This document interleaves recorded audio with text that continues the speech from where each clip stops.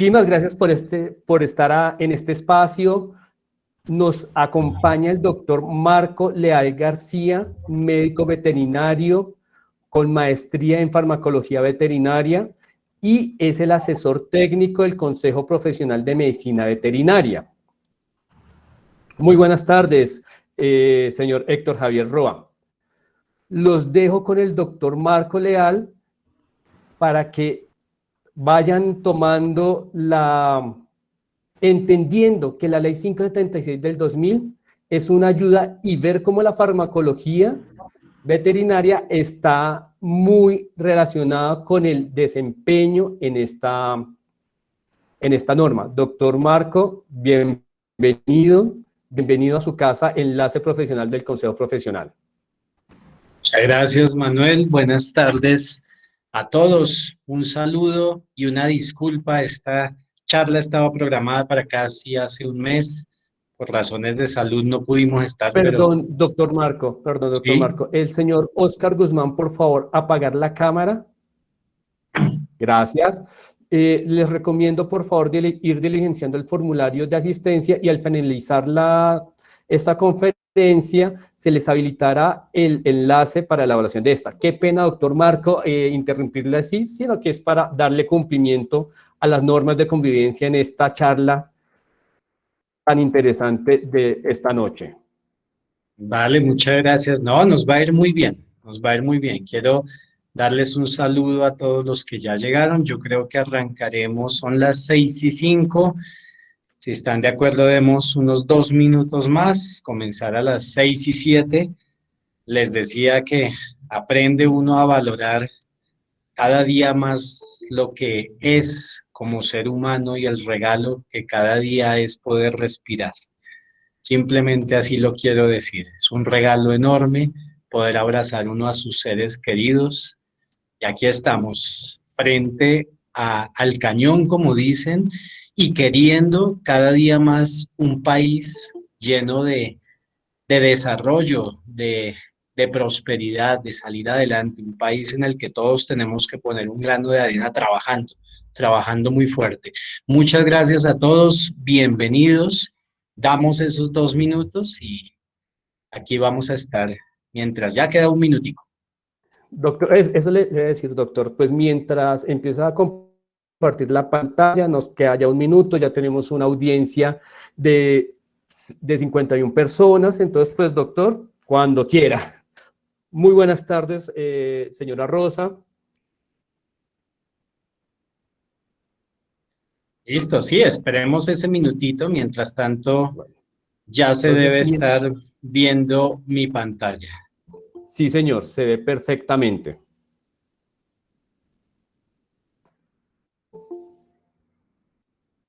A todos los que van ingresando, bienvenidos. Qué bonito que querramos estar como profesión cada día más. De verdad que sí que nos hace falta colegaje y es algo a lo que llama el consejo profesional. Vamos a empezar un poquito con eso.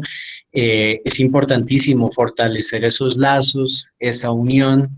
Como seres humanos no siempre vamos a estar totalmente de acuerdo, pero como profesionales tenemos que estarlo. Qué bonito ser profesionales unidos que se apoyan y se ayudan para salir adelante, repito, en un país que tanto lo necesita. Yo creo que ya podemos entonces iniciar. Para quienes llegaron y para quienes estuvieron en la charla pasada y para quienes no estuvieron, esta es la segunda parte de la charla de farmacología veterinaria aplicada a la ética y a la correcta aplicación de la Ley 576 de 2000, la ley que nos rige a los médicos veterinarios, a los MVZs, a los zootecnistas del país. Pero qué bonito porque nos enteramos que esta charla por ahí se estuvo viendo ya en otros países y qué bonito eso porque la idea es poder, como decía hace un momento, unir fuerzas para fortalecer como siempre, la profesión.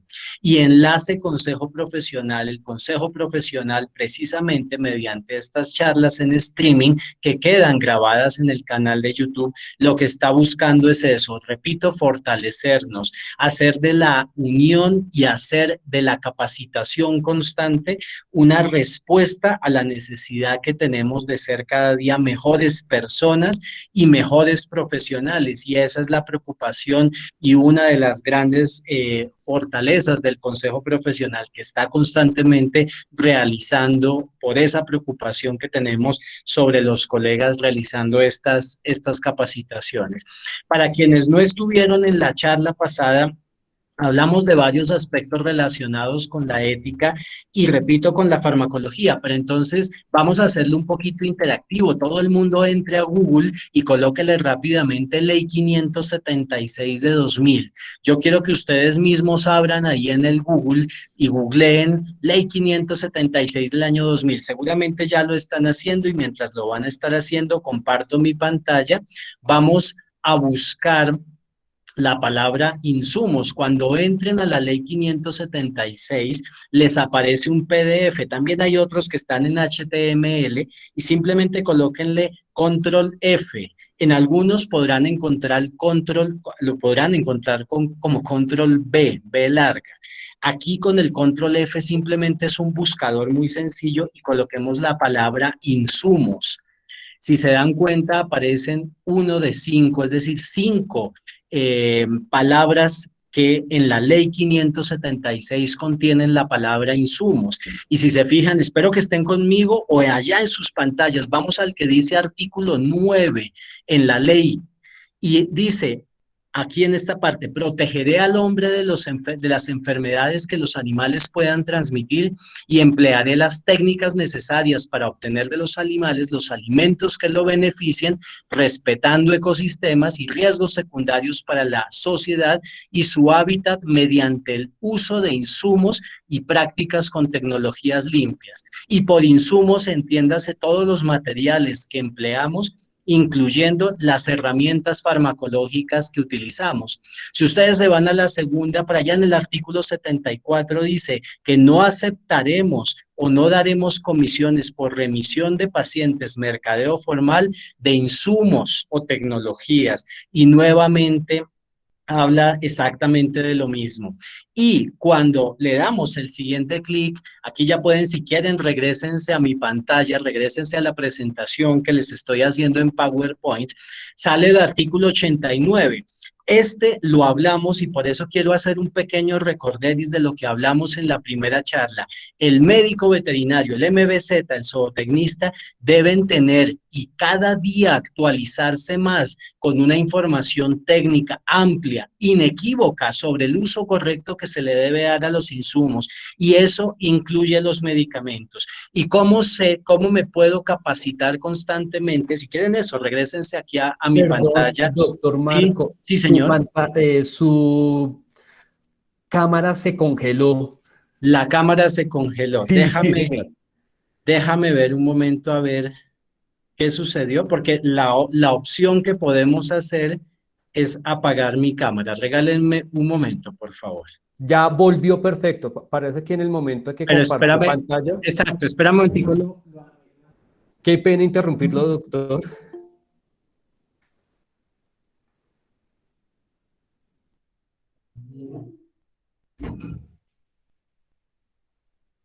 Discúlpenme, por favor. ¿Qué hacemos? ¿Dejamos la pantalla? ¿La cámara? Por favor, mientras tanto, tenga apagada la cámara y siga compartiendo su pantalla, doctor Marco, pues para darle continuidad a la charla, ya que tenemos muy buena asistencia. Perfecto. Entonces, decía eso, en el artículo 89 mencionan precisamente esto. Yo tengo que estar constantemente actualizado. Aquí deben estar viendo ya 3 libros en la pantalla. ¿Me confirmas, por favor? Esos 3 libros y muchos más libros son materiales que nosotros los médicos debemos estar consultando constantemente. Doctor Marco, qué pena. Sí, todavía no está compartiendo su pantalla. Por favor, compartirla. Y muy buenas noches, señora Indira. Por favor, apagar su cámara es para, pues, no tener inconvenientes de conexión. Por favor, apagar su cámara. Muchísimas gracias. Ya está compartiendo la pantalla, doctor Marco. Vale, muchas gracias. Tenemos una gran cantidad de información a la cual acudir para saber precisamente cómo hacer las cosas bien a nivel farmacológico. Cada vez que yo tengo un paciente y voy a elegir la terapéutica adecuada, tengo que tener en cuenta varias cosas y todos lo sabemos cuando veíamos en farmacología, cuando veíamos en terapéutica. Pero estos son los textos, el manual de farmacología veterinaria de Donald Plum y muchísimas otras publicaciones para cada una de las especies animales han sido, repito, publicadas por personas que están extremadamente capacitadas en eso, en el manejo de los medicamentos. ¿Y qué es lo que necesitamos estar recordando mediante esto? Por ejemplo, que el manual de farmacología veterinaria de Donald Plum, y me permito pues hacer esta publicidad, es un texto que todo el tiempo está indicando cuáles son las contraindicaciones, cuáles son las indicaciones, y es algo importantísimo. No solamente debo enfocarme en las indicaciones de mi paciente, sino que debo leer absolutamente todo el texto para poder saber si puedo o no aplicarlo, la vía de administración, la dosis correcta y algo que vamos a estar viendo que también son las interacciones medicamentosas. Si ustedes se van nuevamente a Google y voy a ayudarles yo y colocamos la palabra medicamento, si quieren hacerlo, entren a su navegador, nuevamente ley 576, o si ya la tienen abierta, en el buscador coloquemos la palabra medicamento. ¿Y por qué es tan importante esto de mantenernos actualizados? Les decía hace un momento, porque la misma ley nos exige esto. Con esto cerramos la charla anterior, con esto abrimos nuevamente esta charla. El médico veterinario no será responsable ante el usuario por reacciones individuales, inmediatas o tardías adversas producidas por efectos del tratamiento, y ojo lo que dice abajo, mientras estos hayan sido aplicados correctamente. Mientras yo haga las cosas apegado a lo que dice la literatura, mientras exista el soporte bibliográfico de por qué usé la enrofloxacina a 5 miligramos por kilo vía subcutánea cada 24 horas, no tengo ningún problema. Entonces, aquí es donde tenemos que jugar con los rangos terapéuticos y recurrir nuevamente a estas publicaciones. ¿Por qué? Porque en estas publicaciones es en donde están los rangos terapéuticos que yo tengo que tener en cuenta. Acuérdense que para el metronidazol, previas químicas sanguíneas y funcionamiento hepático adecuado, como lo hablábamos en la charla anterior, para ese metronidazol existe un rango terapéutico, dice este manual, entre los 15 y los 30 miligramos por kilo. Y en algún lado por ahí se hablaba de 60 miligramos por kilo, aunque eso ya está un poco reevaluado. Pero esto es demasiado importante porque significa que yo tengo que tener en cuenta esa posología, ese rango terapéutico para evitar subdosificaciones, para evitar sobredosificaciones y en especial evitar aquellos textos comerciales que se enfocan en decir tantos mililitros por kilogramo de peso, 1 mililitro por cada 10 kilos, 1 mililitro por cada 50, no. Nosotros los médicos veterinarios trabajamos en miligramos por kilo de peso. Y ese es uno de los primeros mensajes que quiero dejar acá. Y como lo mencionábamos allá, para hacer así unos breves resúmenes de esa charla, sin perder el contenido que vamos a tener en esa charla recordábamos el porqué y la gran importancia de tener en cuenta la farmacocinética. Cada uno de esos aspectos que antes nos enseñaban solo como el ADME y ahora que tenemos que tener en cuenta como el LADME, tener en cuenta la liberación del principio activo, porque hoy en día ya hablamos de muchísimas presentaciones que tienen liberación prolongada, que tienen mecanismos de acción y farmacocinéticas que permiten una liberación y una acción de 24, 48 horas y muchas veces más. Y que eso nos obliga a ser extremadamente estrictos en el tema de la vía de administración, en la dosis, pero tener en cuenta también todo esto, la absorción. Porque recordemos que hay medicamentos que se absorben, hay fármacos, principios activos que se absorben mucho mejor con estómago vacío, lo veíamos en la primera charla, y otros que requieren de preferencia un estómago lleno. En muchas ocasiones es preferible tener, y esto es algo que el clínico tiene que tener en cuenta, tener el estómago muchas veces lleno para evitar los efectos adversos que pueden llegar a suceder mucho a veces en pequeñas especies, sobre todo, por ejemplo, con el manejo de ciertos antiparasitarios. Tener en cuenta la distribución, por supuesto, el metabolismo y la excreción. De todo esto hablábamos allá y lo tocaremos un poquito en esta segunda etapa de la charla. Hablábamos de algo extremadamente importante. El doctor Edgar Gutiérrez nos enseñaba la pausa quirúrgica y estamos promoviendo también la pausa farmacológica. Ojo, y esto hay que enseñarlo y transmitir esta información para que se reproduzca. Cuando voy a aplicar un medicamento, calma, espere un momento, piense primero antes de hacer las cosas.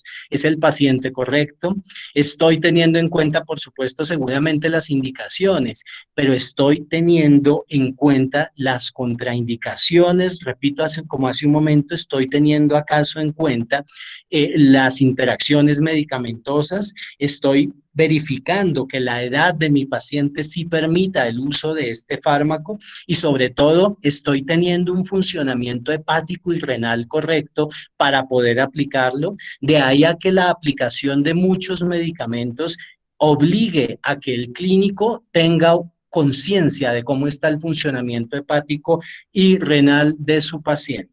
Vamos a hacer la prueba a ver si se ve ya nuevamente todo. Está, sí, con la cámara aparentemente debería seguir ahí funcionando.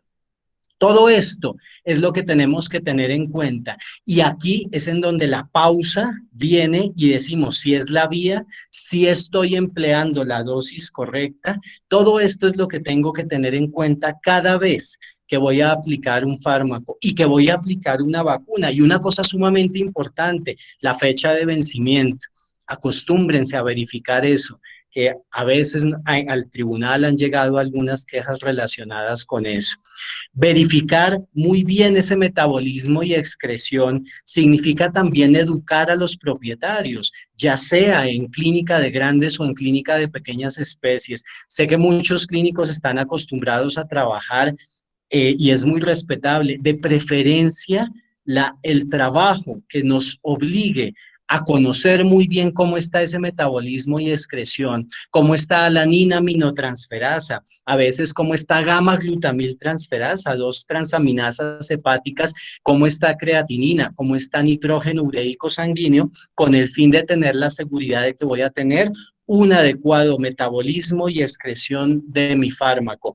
Y hay que verificar precisamente que en muchos medicamentos, precisamente lo que dicen es eso, tenga precaución en falla hepática, precaución en falla renal o contraindicado en falla renal y hepática. Tal vez nosotros en medicina veterinaria no tenemos tantas reacciones adversas de tipo de hipersensibilidad, pero sí llegamos a tener pacientes e incluso cachorros que tienen, animales muy jóvenes, que tienen daño hepático y que requieren, por lo tanto, de la aplicación de medicamentos con toda la seguridad de que estas fases de la biotransformación hepática están siendo adecuadas. Una fase 1 en la que el fármaco recibe procesos de oxidación, de reducción, de hidrólisis, de rompimiento de la molécula con el fin de ser eliminado, pero una fase 2 que puede ser de activación o de inactivación, en la cual se conjuga con diferentes grupos, con grupos metilo,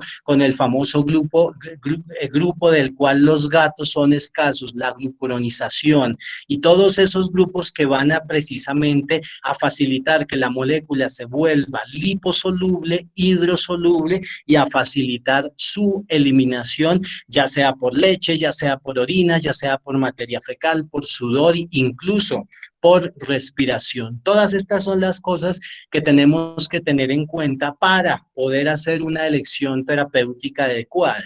Y esa elección terapéutica adecuada, por supuesto, va a depender de muchas cosas. Sabemos que cada vez que indicamos un medicamento, que prescribimos, no mandamos, que prescribimos un medicamento, ya sea para el manejo en casa o para una hospitalización, tomamos la decisión terapéutica respetando los grupos farmacológicos, las interacciones medicamentosas y sobre todo teniendo y haciendo terapias responsables, evitando la polifarmacia. Tener muchísimo cuidado con eso, porque la polifarmacia, cuando lleno a una persona con una prescripción, y habrá excepciones, siempre se debe tener en cuenta que esto no es un dogma, pero sí puede haber algunas excepciones a la regla, es tener mucho cuidado con eso, con prescripciones de 8, 6, 8, 10 fármacos que muchas veces pueden complicar la administración en casa. Si definitivamente es un paciente con un gran número de patologías diagnosticadas, a veces, muchas veces puede requerir manejo intrahospitalario. Y recordar que todos esos grupos farmacológicos van a tener cada uno de ellos un mecanismo de acción, y comprender muy bien ese mecanismo de acción precisamente para evitar ya sea sobredosificaciones, toxicidades sobre todo, o situaciones en las que puedan intervenir grupos farmacológicos que se antagonicen o que vayan a tener un agonismo, ya sea efectos agonistas para prolongar o efectos agonistas para potenciar el efecto del fármaco o efectos antagonistas que vayan a eliminarlo. Pero aquí hay una cosa muy importante. Acordémonos que cuando hablábamos del proceso inflamatorio, hablábamos de los corticoides y de los AINES. Y hablábamos que los corticoides no se pueden utilizar al mismo tiempo con los AINES, porque voy a producir una interacción medicamentosa en la que voy a potenciar los efectos tóxicos de los AINES y de los corticoides. Entonces, si yo tengo muy claro eso en medicina humana, me llama la atención y es bastante curioso que lo he visto.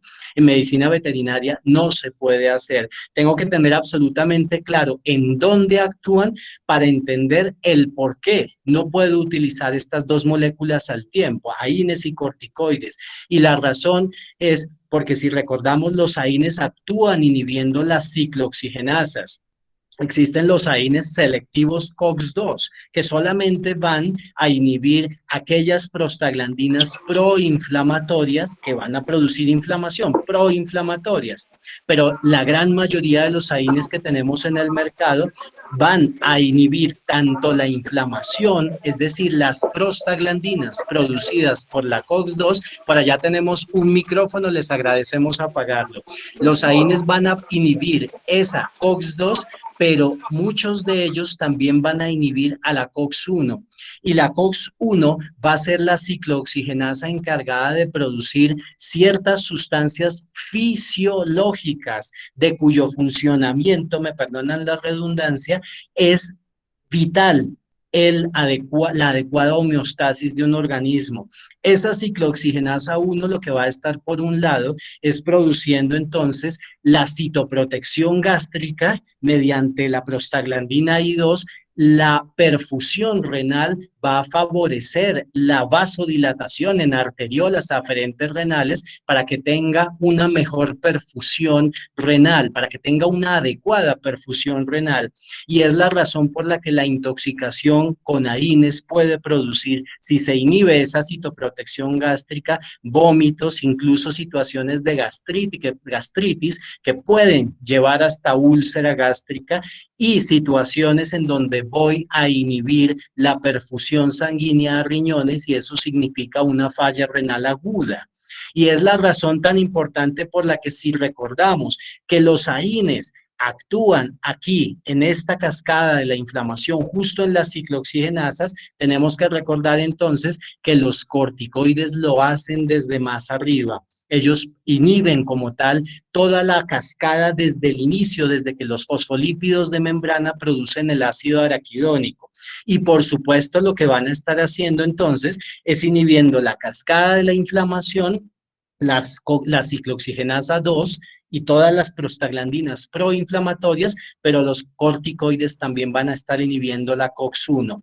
La suma entonces de corticoides y AINES se convierte en una situación muy peligrosa porque voy a potenciar la inhibición de esas sustancias inflamatorias que me van a llevar a falla renal y a situaciones de úlcera gástrica. Si los mismos AINES y un AINES tan seguro aparentemente como el meloxicam a dosis duplicada por error ha sucedido con personas que no son profesionales de la medicina veterinaria o con propietarios que automedican a sus mascotas, la pastilla, me perdonan, la tableta de 15 miligramos o de 7.5 miligramos humana de meloxicam porque vimos que el perrito tiene fiebre y resulta que con esas dosis muchas veces ya podemos tener una falla renal. Por lo tanto, qué importante que hagamos exámenes de laboratorio y hagamos pruebas complementarias. Si tenemos muy en claro eso, si recordamos, aquí dice corticoides, AINES y en letras anaranjadas que también los ácidos grasos pueden intervenir reemplazando ese ácido araquidónico, podemos tener un mejor manejo de la inflamación, porque podemos utilizar AINES con ácidos grasos al mismo tiempo y esto se aplica, por ejemplo, a áreas dermatológicas u ortopédicas. Y por supuesto, no satanizar a los corticoides, porque son sustancias extremadamente útiles en nuestra profesión. Y cuando hablamos de antibióticos, me disculpo, recordar que esos antibióticos van a tener una clasificación, que muchos de ellos van a ser bactericidas, que muchos de ellos van a ser bacteriostáticos, pero que al final de cuentas cuando el bacteriostático actúa, quien termina de actuar es el mismo sistema inmunológico.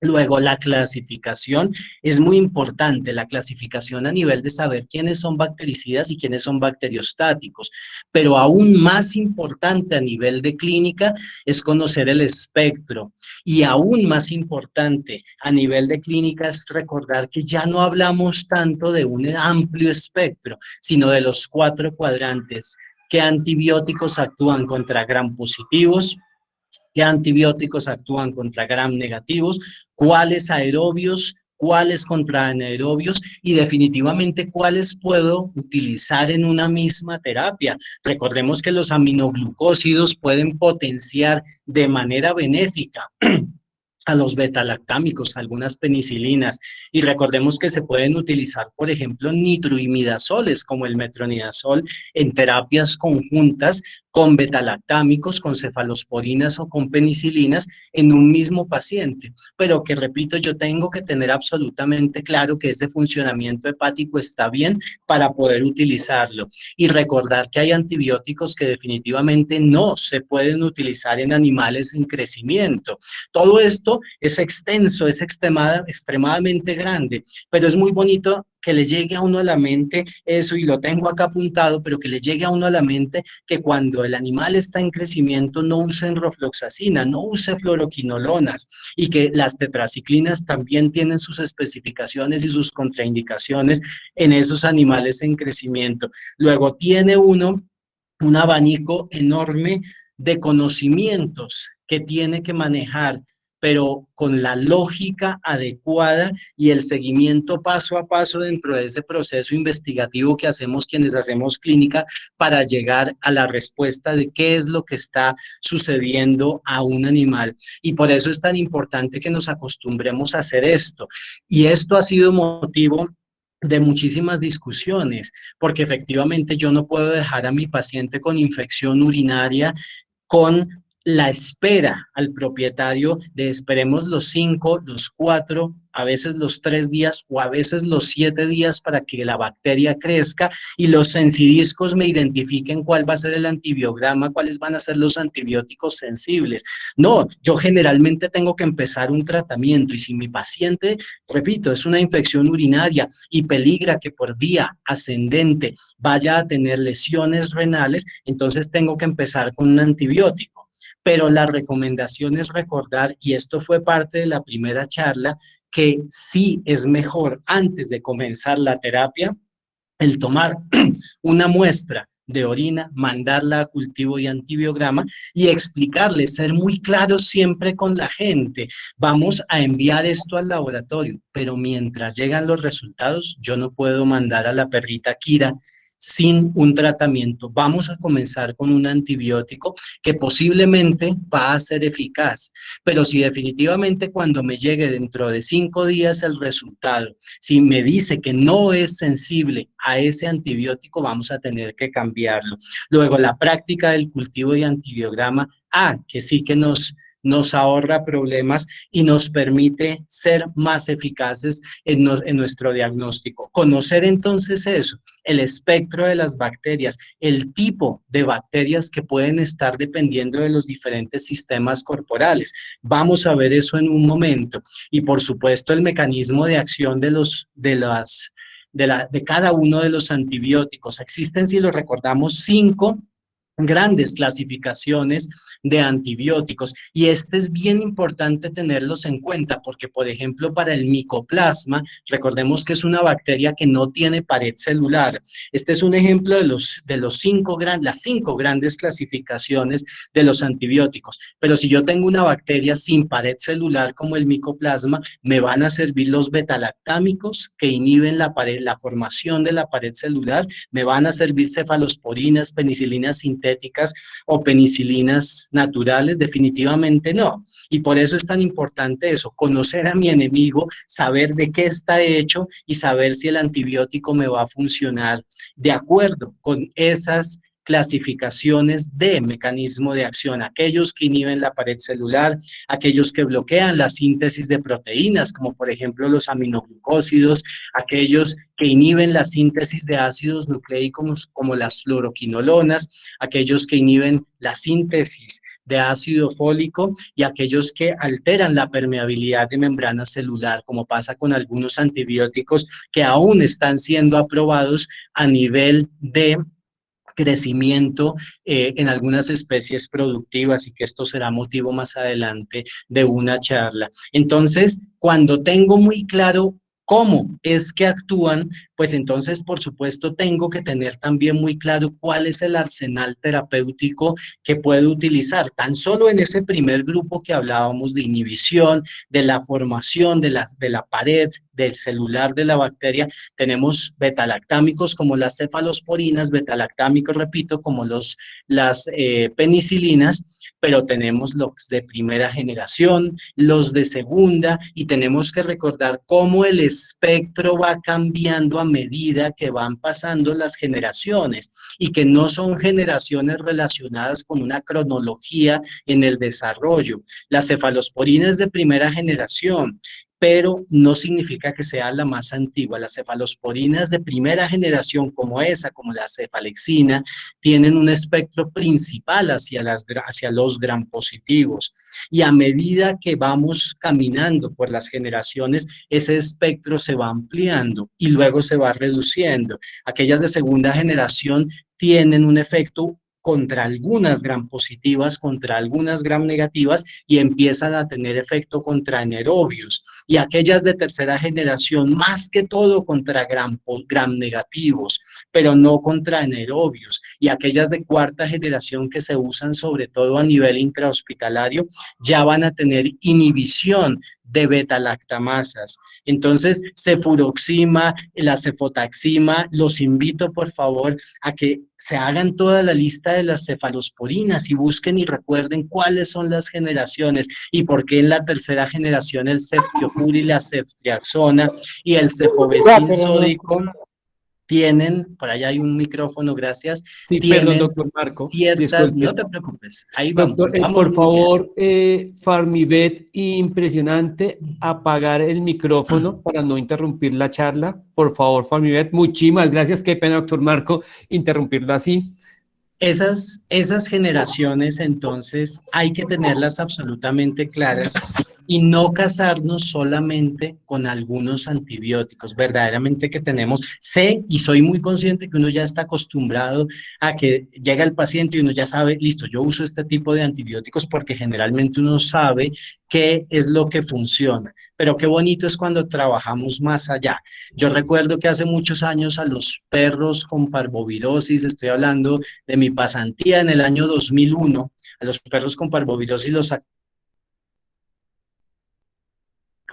los aminoglucósidos pueden ser ototóxicos, nefrotóxicos y producir bloqueos neuromusculares. Mientras que se usen bien a la dosis adecuada y sobre todo en un paciente bien hidratado, pues uno puede utilizar gentamicina.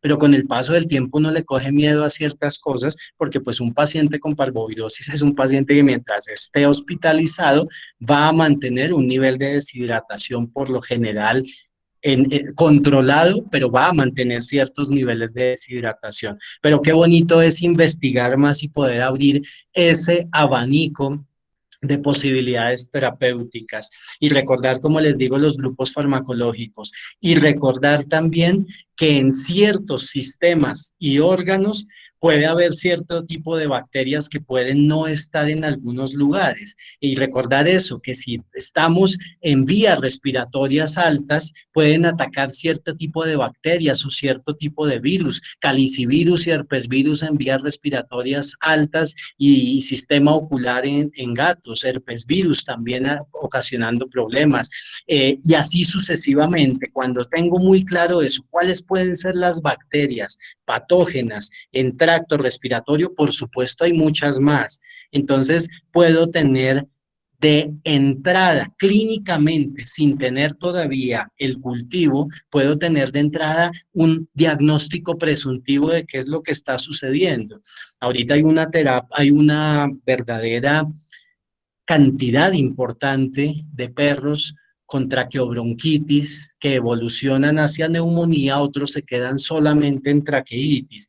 Y entonces debemos recordar que la Bordetella bronchiséptica es uno de los patógenos de las bacterias que está más presente ante ese tipo de situaciones, pero que no es la única. Y por eso nos dicen a veces, pero si usted lo vacunó contra tos de perreras y me dijo que era una Bordetella bronchiséptica, claro, pero la vacuna no significa que otros microorganismos no pueden estar causando la enfermedad. Y recordar entonces cuáles son las bacterias que pueden estar en cada una de las especies presentes en el tracto gastrointestinal. Y en el caso de las pequeñas especies, gram negativos como la salmonela, la E. coli, pero sobre todo anaerobios también que van a causar problemas cuando llegan a proliferar y a hacer gastroenteritis parasitarias. Siento que vamos muy bien de tiempo.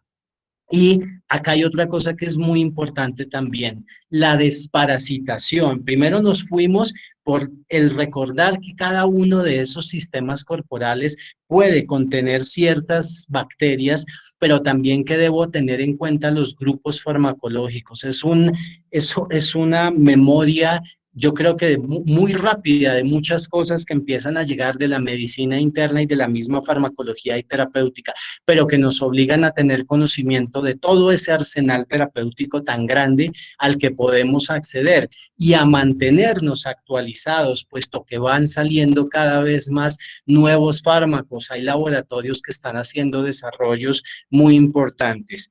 Y aquí una cosa sumamente también importante, si yo desparasito a un paciente, esto es un acto médico y esto es algo que tiene que cambiar en nuestro país. No solamente es acercarse la persona al mostrador de pronto de una farmacia y decir que necesito purgar, ya sea al bovino, ya sea al equino, al perro o al gato, porque muchas veces, si nos hemos dado cuenta, esa purga que nos están pidiendo, purga entre comillas, lo que está haciendo es buscar sanar una patología que realmente no necesita un antiparasitario. Es decir, muchas personas se acercan creyendo que la purga va a curar a su mascota o a su animal de granja, pero realmente lo que necesita es una atención médica. Y por eso la venta de un antiparasitario se tiene que convertir muchas veces en una conversación con una persona. Cuénteme, ¿por qué lo quiere desparasitar? No, pues no lo desparasitó hace 3 meses. Yo le recomiendo que lo traiga,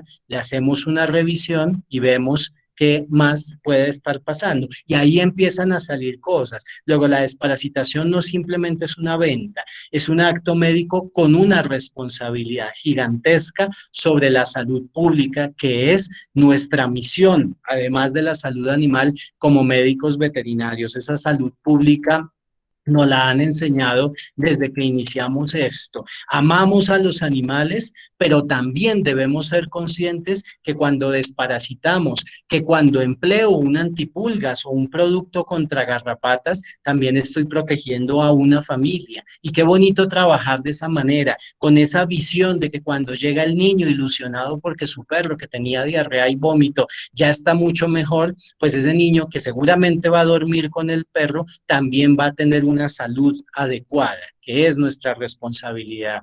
Y entonces se nos abre otra vez ese abanico de arsenal, y es porque cuando hablamos de desparasitación, no solamente podemos hablar de desparasitación a nivel endo, sino que tenemos que tener en cuenta y enseñar que la desparasitación con ectoparasiticidas es obligatoria en grandes, en especies productivas y en pequeños animales. Y por eso tenemos que enseñarle a la gente, decirle, mire, lo que pasa es que las pulgas transmiten dipilidium, es que las pulgas transmiten micoplasma en gatos y es que pueden llegar a transmitir otro tipo de microorganismos. Y lo mismo pasa con los piojos y lo mismo pasa con las moscas y los zancudos. Y vamos a hacer ahí un micro concurso muy rápido para que en el chat me coloquen cuál de estos no es zoonótico, mientras que hablamos del Sarcoptes, que podría ser, les pregunto si es zoonótico, cuál de estos que están viendo ahí no es zoonótico y obedece allá, espero que me digan a qué tipo de fisiopatología. Y entonces, mientras tanto, colocamos, Meche, le buscamos al chat para ver ya cuántas respuestas tenemos. Muy Doctor sencillo, Marco, hasta el señor. momento todavía no han contestado. No sé Bueno, si quiere volver a hacer la sí, pregunta sí, sí, para que sí. todo el mundo esté pendiente. De la diapositiva que estoy presentando, ¿cuál de estos no tiene un impacto zoonótico? ¿Cuál de estos no transmite ni microorganismos ni se transmite a los seres humanos? Sigamos adelante mientras tenemos la respuesta, Doctor pero Marco, ya tenemos una respuesta. ¿y qué Contestó la dice? señora Liliana MBZ, que indica que Doctora es la Liliana. garrapata. No, la garrapata puede tener un potencial muy importante a nivel de salud pública, Bueno, además de que puede transmitir riquecias, puede producir la fiebre de la garrapata, una parálisis bastante importante. En este caso es el Demodex, el que no tiene impacto hacia salud pública, pero que hay que a veces tenerlo en cuenta en mascotas especialmente. Y el punto para no perdernos de lo que estamos hablando es eso, que si yo recibo a un animal para desparasitación, entonces nos convertimos de verdad en docentes. Y qué bonito es enseñar. Y por eso qué bonito es estarnos documentando y seguir aprendiendo. Señora Pepita, lo que pasa es que usted me dice que quiere un producto para los gusanos en su perro. Pero yo le voy a decir una cosa, es importante que lo mantenga libre de garrapatas y libre de pulgas, y más en la sabana de Bogotá, donde ya tenemos endémicas a las garrapatas. Y entonces enseñamos a que no solamente son estos, a que no solamente es esa coccidia que está ahí que nos puede ocasionar gastroenteritis a veces con hematoquexias pequeñas con pintas de sangre, gastroenteritis ocasionadas por nemátodos o por cestos. Ahí tenemos un huevo de dipilidium bastante bonito y más arriba algo que parece un ascaris. Todas esas son fotos propias.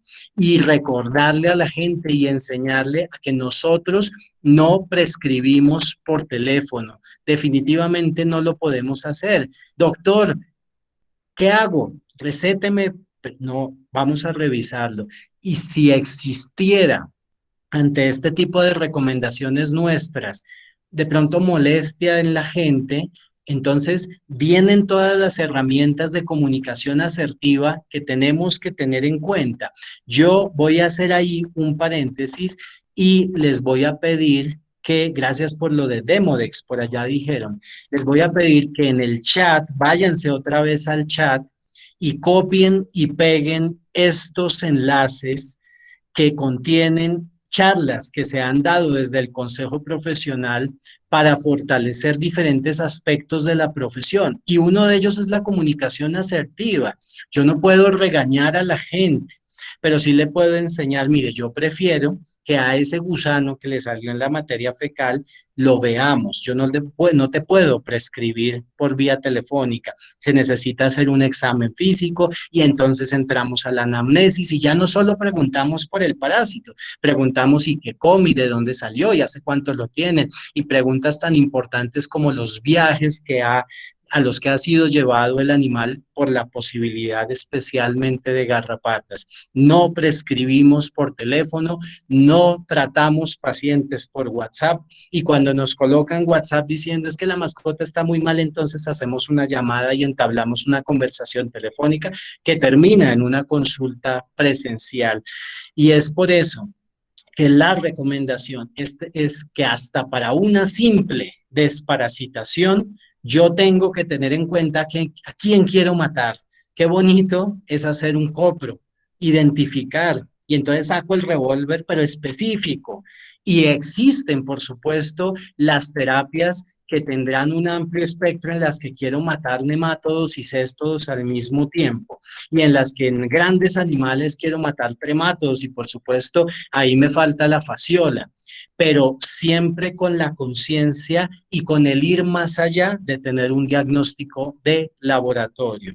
Y ahorita al comienzo hablábamos de la función hepática. Resulta que estos cachorros fueron hospitalizados porque se les dio praziquantel a una edad muy temprana, mes y medio. Y el praziquantel requiere una biotransformación hepática, es decir, un hepatocito maduro y un sistema de canalículos biliares para eliminar de manera adecuada. Entonces, tener en cuenta todo esto, las edades, y tener en cuenta que se necesita un funcionamiento hepático adecuado.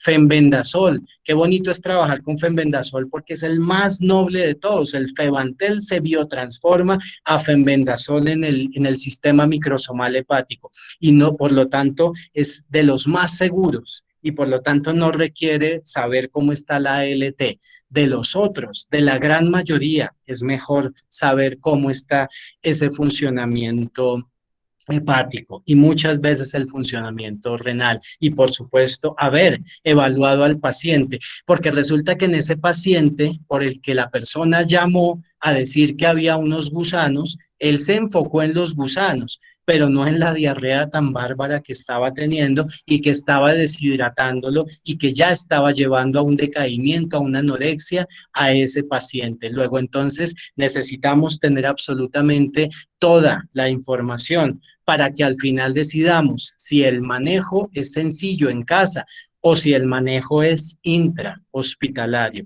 Y esa es una responsabilidad muy grande por la cual es importante recalcar que no prescribimos por teléfono. Conocer cada uno de esos espectros de acción, conocer cada una de esas familias farmacológicas también es nuestra responsabilidad. Yo les digo a mis estudiantes que la farmacología es al médico veterinario como todas las herramientas que usa el carpintero, y se vuelve un arte. Piensen en el carpintero que hace las cosas más maravillosas del mundo, las cosas que salen hoy en día en esos programas de televisión en donde diseñan y crean cosas, los diseños de interiores. El médico veterinario tiene las herramientas en la farmacología, pero tiene que conocer cada una de las brocas. Yo no conozco las brocas y no me sé cuál es de una pulgada. Bueno, sé que una pulgada, 2.5 centímetros, pero no, yo tengo que conocer absolutamente toda la información de lo que existe. Cada vez están saliendo más. Estas ya no son nuevas, pero hoy en día trabajamos con mucha frecuencia con la moxidectina y con la milbemicina, que han venido reemplazando a aquellas avermectinas como la ivermectina en pequeñas especies, pero también en grandes especies. Luego entonces empezamos a tener productos con un mayor espectro y con una mayor seguridad, evitando intoxicaciones. Muchas veces nos enseñaban que la ivermectina produce daño hepático, pero el daño neurológico es bastante también importante cuando se presentan intoxicaciones. Luego tengo que tener absolutamente bien conocidos todos los efectos adversos, las toxicidades y las posibilidades de acuerdo con las razas. Recordemos que los pastores collie, los Shetland Sheepdog, incluso los antiguos pastor inglés, tienen esa mutación al gen MDR1 que codifica una glucoproteína llamada P. ¿Y esa qué quiere decir? Esa glucoproteína es la que se encarga en la barrera hematoencefálica de permitir el paso de ciertas sustancias y de otras que no. En los pastores collie, esa glucoproteína mutada hace que le diga a todo que siga. Y entonces al seguir la ivermectina nos va a producir la intoxicación y el efecto neurológico tan severo que puede llegar a producir a la dosis que es terapéutica para otras razas. Luego nos enseñaban en farmacología. Entonces la pregunta es, ¿podemos utilizar ivermectina en pastores collie? La respuesta es sí, pero no acaba de decir que no, la respuesta es sí, pero la dosis, si nos acordamos, es de 6 microgramos, tan solo 6 microgramos por kilo, que es la dosis preventiva para la microfilaria, en aquellos lugares en donde el gusano del corazón es endémico, pero entonces se convierte en una dosis extremadamente baja, 6 microgramos, 0.006 miligramos por kilo, y que hay productos que lo contienen a esa dosis. Recordad eso para ese tipo de razas, y que no es el único fármaco que a veces puede llegar a causar problemas debido a esa misma mutación del gen MDR1.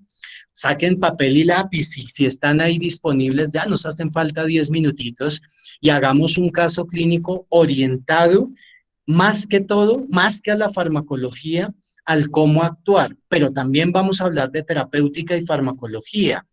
Esta es una perrita canina, poodle, 3 kilos, 8 meses de edad, que llega con un esquema vacunal completo. Ya la foto les dice el motivo de consulta.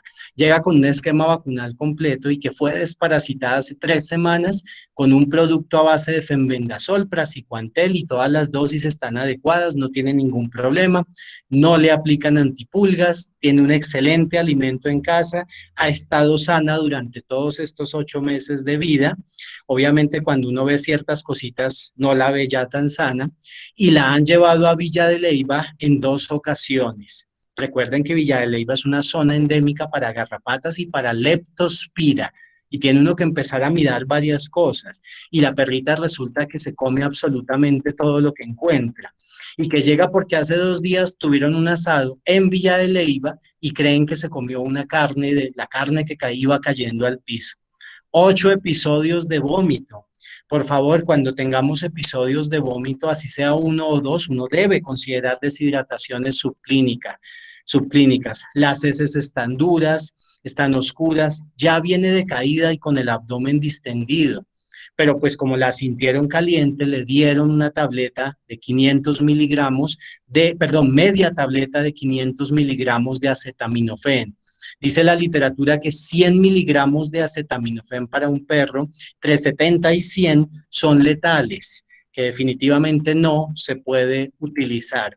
Y entonces la pasamos, después de toda la anamnesis y de preguntar, el arte de saber hacer preguntas, la pasamos al examen físico y nos encontramos un paciente decaído que ingresa caminando al consultorio, que tiene la mucosa ocular y en general la posición de los ojos sin anormalidades, pero que tiene las mucosas, aunque rosas, con un tiempo de llenado capilar ya prolongado, y que viene de caída, y que me tiene que hacer pensar definitivamente en un porcentaje de deshidratación mínimo de un 7%, con unos ganglios linfáticos normales, pero un reflejo de oxígeno aumentado que a veces nos puede llegar a despistar, porque ahí ante el reflejo de oxígeno aumentado la pregunta al propietario es, ¿ha estado tosiendo? No, no ha estado tosiendo, entonces descarto por ahí el problema y me enfoco en lo que está pasando a nivel digestivo, y que viene taquipneica, muy seguramente por la fiebre, pero también muy seguramente por dolor abdominal y por deshidratación, y que viene taquicárdica. A la palmopercusión, toda la parte del tórax está normal, y a la auscultación, pero por supuesto a la palpación abdominal se siente hay una estructura y estamos pensando en esplenomegalia. Muchas veces, y esto lo quiero decir de manera extremadamente respetuosa a mis colegas más jóvenes, ante esto Todavía no hay que saltar a la ecografía. Es una herramienta maravillosa y claro que la vamos a utilizar, seguro que la vamos a terminar utilizando, pero hay que fijarnos en la clínica y hay que pegarnos de la anamnesis. Ya ahorita más tarde pasamos a la ecografía. Muy seguramente ese paciente también va a necesitar, y definitivamente va a necesitar exámenes de laboratorio. Le duele el abdomen, pero hay un hallazgo importantísimo, la temperatura está en 40,1 grados. ¿En qué piensan hasta el momento? Si lo que tenemos es una lista de problemas con un vómito, acuérdense del examen clínico orientado a problemas. Muchas veces uno deja de hacerlo, deja de hacer la lista maestra, pero es tan importante para que no se le escapen cosas. Paciente con vómito, decaído, con una deshidratación del 7%, y más importante que el reflejo de oxígeno, todas estas otras cosas, la taquipnea, la esplenomegalia, el dolor a la palpación y la temperatura, y todo esto me hace llevar a una lista maestra de problemas buscando diagnósticos diferenciales. Pero acuérdense cuál era la anamnesis. La anamnesis nos decía que se come todo lo que encuentra y que estaban en el asado en Villa de Leyva, en donde además hay garrapatas, y en el asado en Villa de Leyva empezó a comer cosas que no debía. Por lo tanto, lo primerísimo se llama una indiscreción alimentaria. Una indiscreción alimentaria puede llevar a un daño hepático, sí, puede llevar a una pancreatitis, en especial en animales más de mayor edad, pero incluso en animales jóvenes, y una indiscreción alimentaria se maneja con terapia de líquidos y no vamos a enfocarnos en la terapéutica porque definitivamente nos quedaríamos acá mucho tiempo, pero cuando dije terapia de líquidos es porque es obligatoria, esto no es de manejo en casa, esto no es de manejo con inyecciones y venga cada 24 horas. Ahí tiene que haber una fluidoterapia constante. Entonces mi anamnesis me llevó a eso, a pensar en una indiscreción alimentaria. Está desparasitado hace 3 semanas. No creo que el tema sea gastroenteritis parasitarias, pero incluso una indiscreción alimentaria puede derivar en una gastroenteritis bacteriana. La traqueitis, yo me olvido de eso, no creo que sea el reflejo de oxígeno, no, que no me despiste. Podemos tener un cuerpo extraño abdominal, podemos tener pancreatitis. Me encantaría que en el chat coloquen qué otras cosas pueden pensar, pero Doctor la Marco, fiebre. doctor Marco, qué pena interrumpirlo. En el chat ya dos personas han dado, Gracias. tres personas han dado una posible respuesta. El señor Alexander David Castro indica que es una disbiosis. La señora Liliana indica que puede ser unos hemosparásitos.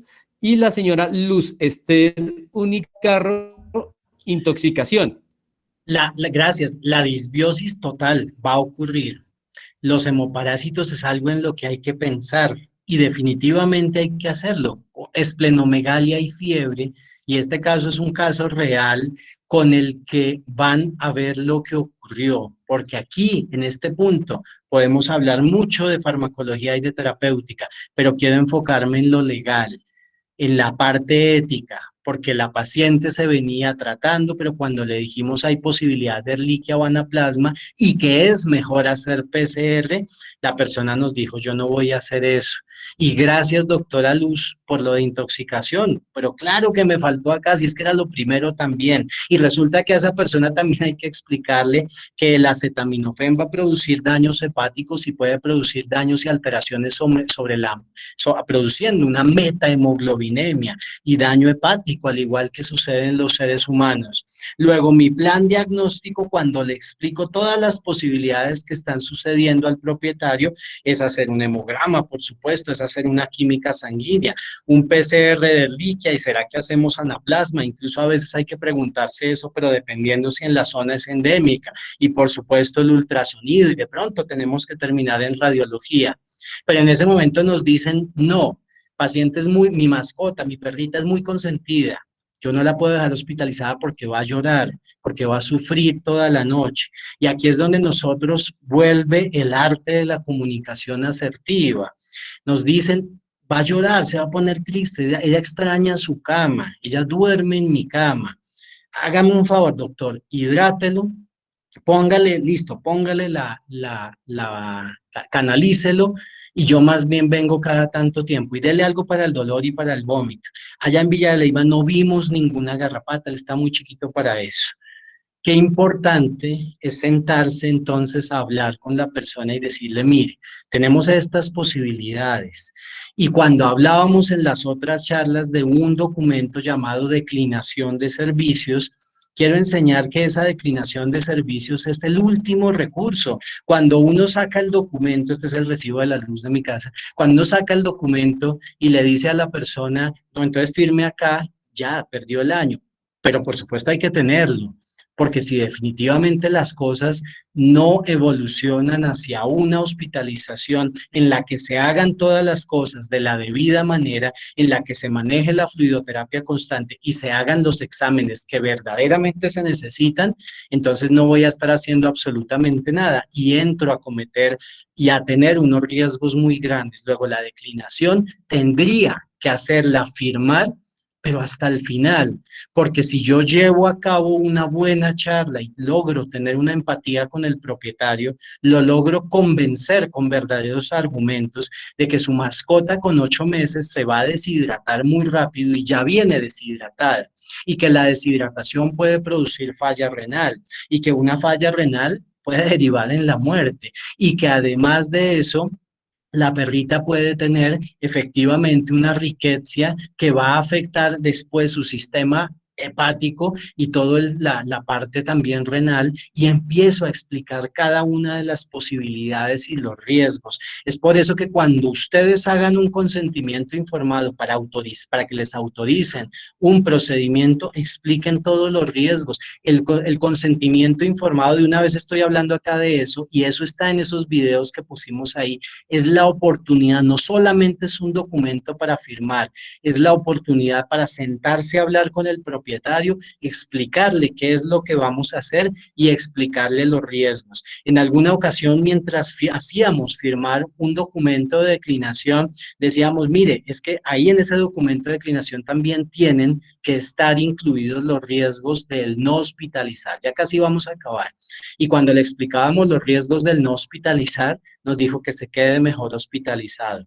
Siempre con comunicación asertiva, siempre logrando hablar con esa persona. Seguro ustedes ya pensaron que en ese paciente hay que hacer una adecuada terapia de líquidos y no solamente tratar el vómito, tenemos que identificar, en esa perrita finalmente logramos encontrar que era erliquia positiva y logramos sacarla adelante con manejo de fluidoterapia, con manejo de bloqueadores H2, ranitidina, con manejo de omeprazol, que es un inhibidor de la bomba de protones. Cuando hay sangre, importantísimo pensar ahí sí en los protectores de mucosa gástrica como el sucralfato, y muchos más tratamientos que seguramente nos podríamos quedar acá hablando de toda la terapia en esa perrita. Importante explicarle a la gente, mire, tiene 8 meses, ya terminó el crecimiento, pero que si el animalito tuviera 3 meses y tuviéramos que usar doxiciclina contra esa erliquia, tendríamos que hacer un consentimiento informado informando que podemos tener problemas en el crecimiento, manchas en los dientes e informar, por supuesto, todo lo que pasó. A mí me gusta tener un papel al lado además de que estoy escribiendo en el computador, pero cada vez que se me van ocurriendo cosas las voy escribiendo ahí para que no se me escape nada. Las hepatitis agudas por acetaminofén, lo mencionaba hace un momento, están a la orden del día cuando los pacientes son automedicados. Y es por eso, ya para finalizar, que cuando nos lleguen las diarreas con moco, no solamente prescribamos metronidazol, asegurémonos de todo lo que está sucediendo a nivel orgánico y prescribamos y hagamos las cosas necesarias para nuestro paciente.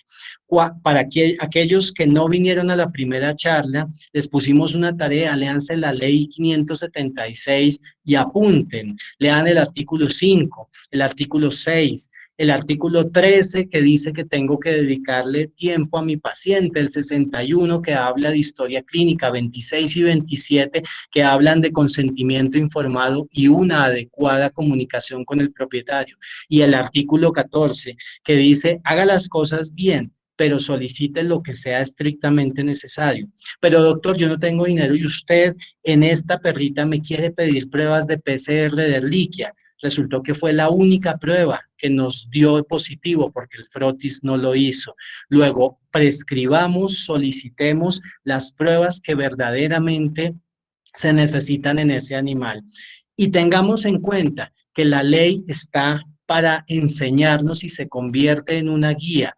En la universidad, muchos estudiantes leían el reglamento solo hasta cuando estaban en problemas. No, el artículo 25 hay que saberlo manejar muy bien. Si yo tengo un paciente, como en este caso, y me dicen, yo no tengo plata, yo no voy a hacer esto, yo no quiero esto, entonces yo me puedo, como dice ahí, excusar de atender un caso o interrumpir la prestación de servicios porque no corresponde al campo de mi conocimiento. No hago cardiología.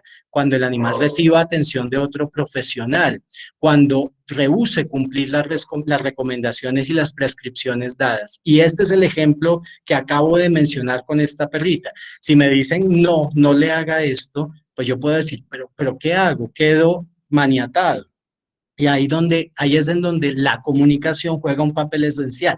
Yo no tengo que sacarle a la gente y restregarle la cara, es que a mí el artículo 25 me protege. No, simplemente hay que decirle, mire, estas son las recomendaciones. Quiero que lo lean, por favor, lo terminan de leer y son definitivamente situaciones que nos permiten protegernos mientras estemos haciendo bien las cosas. En algún lugar, un profesional, cuando un propietario le dijo, lo voy a demandar, respondió de manera poco agresiva y dijo, entiéndase con mi abogado.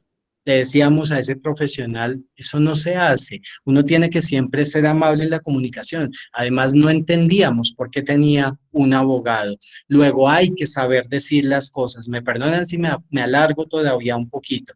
Sí tratar de ayudar hasta donde sea posible, porque trabajamos no por unos honorarios, pero sí con unos honorarios. Luego tenemos que cobrar por nuestros servicios, definitivamente sí, y por eso a veces ayudamos, pero definitivamente a veces no podemos y eso queda a criterio del profesional. Y esto que lo quería mencionar, y lo mencioné en algún momento, la aplicación de vacunas, tener muy claros los esquemas vacunales y la fecha de vencimiento y si el paciente es apto para recibirla, porque tiene que tener un adecuado estado inmunológico. Esas interacciones medicamentosas de las que hablamos durante la charla en varias ocasiones, las encuentran en muchos textos, este no es el único. Hay bastante literatura que nos va a decir, mire, no use el diazepam porque puede, más bien, no lo use cuando el hepatocito esté dañado. Luego, cuando tengo al paciente intoxicado, convulsionando y no sé, y probablemente es un fluoracetato de sodio, pues no tengo que sacar el diazepam y de una vez aplicárselo. Tengo que evaluar cómo está mi hepatocito dentro de toda la gama de situaciones que tengo que descartar primero. Cuando uso itraconazol o ketoconazol, tengo que asegurarme cómo están esas enzimas hepáticas. Y lo mismo sucede con antimicóticos como la gliceofulvina. Y acordémonos que por ahí el alotano lo mencionaban ya como un fármaco prohibido porque puede tener cuadros de hepatitis. Espero de todo corazón que les haya gustado, que hayan aprendido. Aquí cerramos con esto. La eutanasia hace parte de la terapéutica de la farmacología, por supuesto que sí.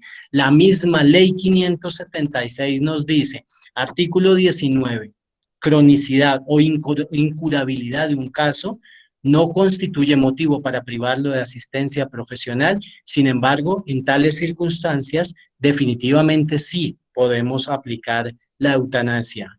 ¿Qué tema tan largo de tratar? Más adelante probablemente lo trataremos. Muchísimas gracias a todos por su atención. Me alargué un poquito, muy amables preguntas. Muchísimas gracias, doctor Marco. Les recomiendo, por favor, que en el chat ya se encuentra habilitado el formulario de la evaluación de la conferencia.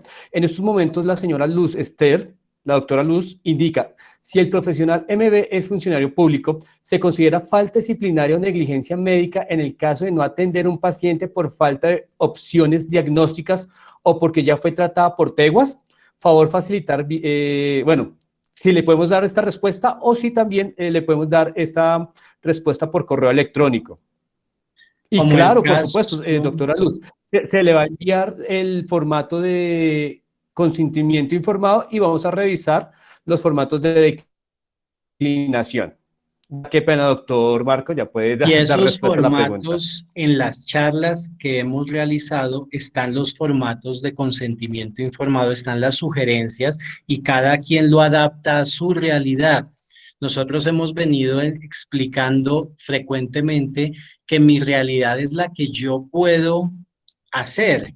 Y por supuesto siempre hay que pensar en progresar, pero si yo tengo un quirófano, más bien si no tengo un quirófano, sino una pequeña sala que no está realmente adaptada, pues no debo hacer cirugía. Y al punto al que quiero llegar es que esa realidad de cada uno nos obliga a tener la infraestructura necesaria y a poco irla llevando a cabo. Para la pregunta, ¿sea funcionario público o no? Tú preguntas, doctora Luz, si se considera una falta, debe ser profesional. El caso de no atender un paciente por falta de opciones diagnósticas.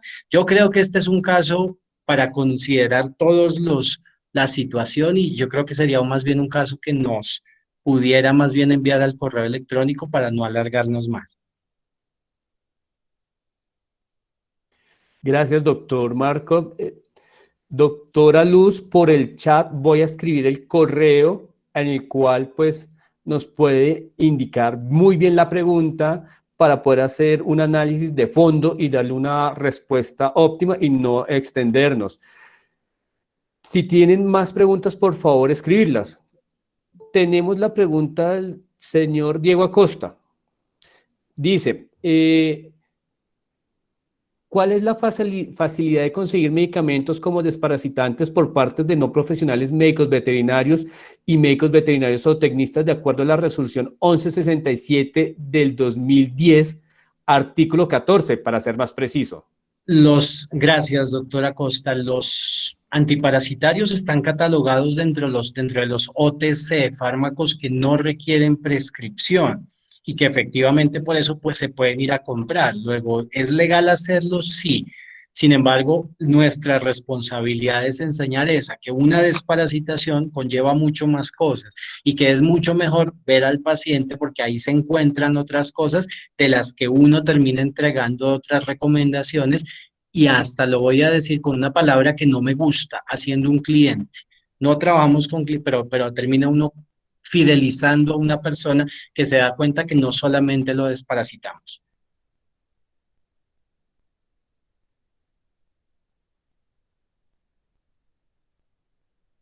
Por favor, si tienen más preguntas, escribirlas. Doctor Marco, el señor Diego Acosta hace referencia que es la resolución 1167 del 2010 del ICA. Sí, sí, señor. Tenemos otra pregunta del señor Omar Esteban Vargas. Nos indica, la ley 576 de 2000 también protege o ampara a aquellos estudiantes que están realizando sus prácticas profesionales o rotacionales. Bueno, no está dentro del tema, pero ahí en la parte de los auxiliares, más que protegerlos, enseña cuáles son las funciones del auxiliar y el pasante o el rotante en ese momento son auxiliares. Hoy en día también se les llama médicos veterinarios en formación, pero todavía no tienen su título, luego entran a ser auxiliares. Y la ley es muy clara, artículo 31 al 35, si no estoy mal, la ley dice, y ojalá la busquemos ahí, el artículo 31 dice hay que supervisar la labor de los auxiliares. Eso derivaría de muchísimas preguntas, pero ahí está muy, muy clara. Perdón, Exacto, la ley está dirigida, sí señor, a profesionales. Por eso es que muchas veces cuando se hacen consultas ante el Consejo Profesional por práctica ilegal de personas que no son profesionales, esas consultas tienen que terminar es en la fiscalía. El Consejo Profesional no puede, y me refiero al tribunal, no puede emitir conceptos sobre esas personas. doctor Marco, para complementar su respuesta, es en el capítulo 4 del artículo 37 al artículo 40, que nos habla del personal auxiliar en la ley 576 del 2000. Si tienen más preguntas, por favor, escribirlas. Señora Alba Lucía, tiene el micrófono Solo quería precisar activado. que Ay, qué pena. para los casos de cuando son estudiantes y que están haciendo rotaciones en clínica, para todos los casos deben estar ajustados a lo que rige y definió en cada uno de los convenios docencia y servicio que se suscriben entre la clínica y las universidades, teniendo que siempre y para todos los casos los estudiantes en formación deben estar siempre acompañados por un profesional o guía y aprueba cada una de las actuaciones que realizan los estudiantes. Solo eso. Gracias. Muchísimas gracias, doctora Alba Lucía. Gracias. La persona que hizo la Doctora presente Albita. intervención es la secretaria abogada del Tribunal Nacional de Ética Profesional. Vemos que no tenemos más preguntas, doctor Marco. No sé si... Sí, yo quisiera preguntar. Perdón, el señor Diego Acosta, bueno, se le va a permitir esta vez por micrófono. Doctor Diego Acosta, ya que activó su micrófono, haga su pregunta. Doc, buenas noches. Doc, yo tengo una pregunta. Digamos, algunos médicos tienen, digamos, un contrato por prestación de servicios en una veterinaria. Ese veterinario, lógicamente, puede adquirir, digamos, el talonario de Convescol para, digamos, obtener medicamentos de control especial. En el momento que, por ejemplo, él termine el contrato, él puede hacer un documento donde, por ejemplo, esos medicamentos los pueda pasar a otro veterinario que esté ahí en la clínica, o es mejor llevárselos. ¿Cómo uno puede tratar esa parte de acuerdo a la resolución 1478 y toda la parte de estupefacientes? Gracias. Muchas gracias. La pregunta es muy buena. La 1478 se acaba de reemplazar, me parece que es por la 351, me corchó, pero el número no me acuerdo, pero la acaban de reemplazar y le puedo dar esa respuesta en este momento. Pero aquí hay varias cosas que hay que tener en cuenta. Primero que todo, hay ciertos fármacos que requieren una inscripción ante el Fondo Nacional de Estupefacientes. Se habla de diazepam ketamina, por supuesto, para poder expedir recetas. Acabo de tener una duda, me disculpo, y voy a revisarla. Diazepam ketamina, y hay otro fármaco, hay otros fármacos que van a ir siendo agregados en esa lista, opiáceos. Se necesita esa inscripción ante el Fondo Nacional de Estupefacientes. Ya para hacer la receta controlada, por ejemplo, para prescripción de un fenobarbital, antes ahí se manejaban la oxitocina, que se retiró de ahí, entonces está el fenobarbital, ketamina, esos sí requieren la receta controlada. Lo que pasa es que, a ver si respondo su pregunta, cada médico tiene que tener la suya, excepto de pronto en una clínica en donde el titular de la clínica puede colocar su receta controlada, pero cuando ya tiene lo correcto, que es hacer la vuelta ante el Fondo Nacional de Estupefacientes y ya tiene la resolución, entonces ya no tiene que entregar la receta. Pero no le comprendí el total de la pregunta. Doc, lo que pasa es que, por ejemplo, digamos en algunos lados, el propietario del establecimiento no es el veterinario, es otra persona que contrata servicios de veterinarios. Entonces, por ejemplo, puede ser que un veterinario esté 1 o 2 meses y se vaya, se terminó su contrato por algún motivo y llega otro veterinario. Ahí, ¿qué es lo más recomendable? De pronto llevarse uno de los medicamentos, o uno puede hacer de pronto, no sé, alguna carta o algo, que esos medicamentos quedan bajo control de otra persona. Lo que pasa es que ahí es donde el médico tiene que ser prudente, porque ahí estaríamos hablando exclusivamente de ketamina. Y entonces el médico veterinario que presta su receta controlada para comprar ketamina a un establecimiento, pues permitirá que por vez se compre una ketamina.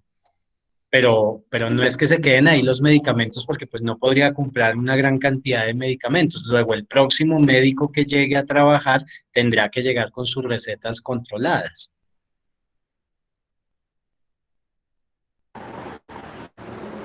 Doctor Marco, perdón, si en algún momento se están haciendo referencia, no me quedó claro, frente a recetario del Consejo Profesional, si en el evento de esos, la responsabilidad sí es personal del médico veterinario, teniendo en cuenta que para poder pedir nuevos recetarios deben presentar y subir la información relacionada con el uso que se dieron a esas fórmulas autorizadas o a esos talonarios autorizados, perdón. Entonces, en el evento que el profesional se retire de esa clínica, la responsabilidad sigue siendo de él y no puede dejar esos talonarios que le fueron autorizados por parte del Consejo Profesional en la clínica, porque la responsabilidad es personal y no de la entidad donde esté trabajando, independiente de eso. Muchísimas gracias, doctor Marco. Muchísimas gracias, doctora Alba. Hay que aclarar que los recetarios de prescripción de medicamentos controlados solo se expide a nombre de médicos veterinarios o médicos veterinarios zootecnistas, no a nombre de clínicas veterinarias ni instituciones. Si una institución desea, pues, adquirir estos recetarios de medicamentos controlados, debe haber un doliente, perdón la expresión, debe haber un responsable que va a tramitar esos talonarios y esa persona es la encargada de luego dar el reporte de esos talonarios ante el Consejo Profesional. No sé, pues en el chat no tenemos más preguntas, doctor Marco. No sé si pues quiere dar las últimas palabras de despedida. Antes que nada, muchísimas gracias, doctora Alba, por acompañarnos. Muchísimas gracias, doctor Marco. Gracias a todos simplemente por la atención. Por favor, en estos mensajes quedaron los links con las capacitaciones sobre manejo de consentimiento informado, de historia clínica, sobre capacitaciones sobre algo muy importante, derechos y deberes de los usuarios de los servicios. Hay incluso información sobre los recetarios. Hay demasiada información, hay que simplemente dedicarle el tiempo. Muchas gracias a todos. Muchísimas gracias, doctor Marco. Muchísimas gracias por la asistencia, por estar toda esta charla. Los invito a que nos sigan en nuestras redes sociales del Consejo Profesional. Nos pueden encontrar en Facebook, Instagram y el canal de YouTube. Ya en el chat se les volvió a recordar los enlaces de las diferentes charlas que el doctor Marco mencionó. Muchísimas gracias por asistir, que tengan una feliz noche y sigan con estos espacios de capacitación que el Consejo Profesional de Medicina Veterinaria y de Zootecnia está dando para todos los profesionales. Muchísimas gracias y feliz noche.